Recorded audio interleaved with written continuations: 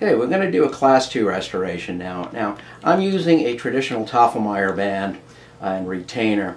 I'm also doing it a little differently than you were taught when we were all taught in dental school, in which the overall groove for the Tafelmayer is traditionally placed toward the gingival. My good friend Denny Brown at Greater Curve Matrix Bands has always recommended that you have the groove toward the occlusal. In that capacity, it's going to constrict the band a lot better toward the gingival and give you a better overall anatomical seal in the restoration that you're going to be placing. So I've placed another tip onto the ACTIVA material and etched the enamel of the restoration. We've placed our bonding material within there and cured that according to manufacturer's instructions. We're now going to go ahead and fill this restoration. What I'm going to do is, in the deepest component, in the deepest portion, I'm going to place the cannula and begin to extrude the material into the box. And keeping the cannula in the material and in the box and gently backfilling it.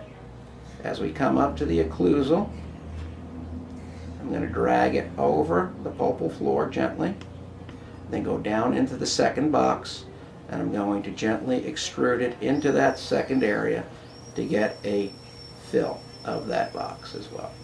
Again, bringing the cannula slightly out and then bringing it over to the cable surface area, just kind of dragging the material out that way. Now you can get rid of the excess if you would like to. And then I just like to make sure that I have everything to place. Try not to play with it too much, because when you fill up the interproximal boxes the way that I just did, you're going to get a very nice seal all around. If you want to check the interproximals, depending on where your band is allowing you to go, you can certainly do that.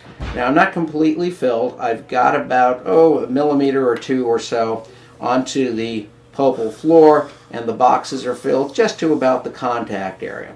Notice I'm not curing yet. I'm going to wait that 20 seconds before I do. And then once that's ready, I then cure. Again, another 20 seconds under regular intensity of your LED light.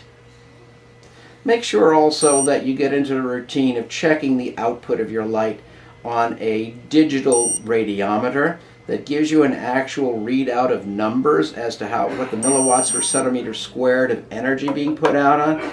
That's going to make sure that you're actually curing properly. One of the biggest problems is that even though LED lights light up, they may not be providing you with the energy that you need to fully cure your material. As I like to call it, sometimes you're creating a Tootsie Roll pop. Hard on the outside, soft on the inside, and you're not going to really have a full, thorough cure. So check your lights. It's going to be very important. Okay, so we filled the initial component of it. Now I'm going to go back in and just finish up the occlusal of the restoration. Going to keep my cannula in the material. Just fill it up. I overfill slightly so that this way I can go back in with my trimming burrs after I've completed the preparation and give myself some really nice anatomy. For your anatomy after curing, you can use whatever rotary instrumentation you would normally use for your regular composite procedures and polishing to bring out a high luster on the composite of the ACTIVA. See, I'm just kind of bringing it all around, because I'll be able to create anatomy in there after I have finished curing. Okay, waited just a little bit, not rushing through the entire procedure, and now I'm going to go ahead and cure that. After that's cured, we'll remove the matrix band, and I'll show you how well we did interproximally, hopefully. As good as I typically try to do, of course. So we're almost done with the cure. Also make sure to keep your light directly on the restoration, and if you can possibly watch where your light is aimed. That's another component that's been a big problem. If some studies have shown by Richard Price that up in Dalhousie University, that if you do not aim the light properly, you're not going to get a good cure. So it's important for you to consider that.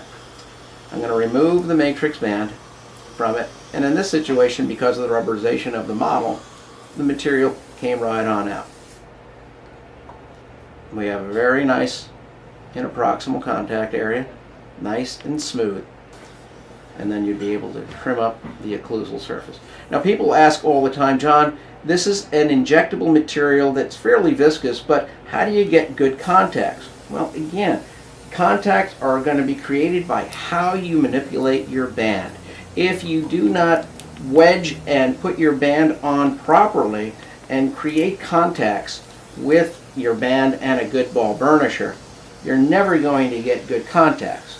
So whether you're using a traditional type of composite or an injectable type of material like ACTIVA, you have to create your contacts in your matrix band. That's a very important first step.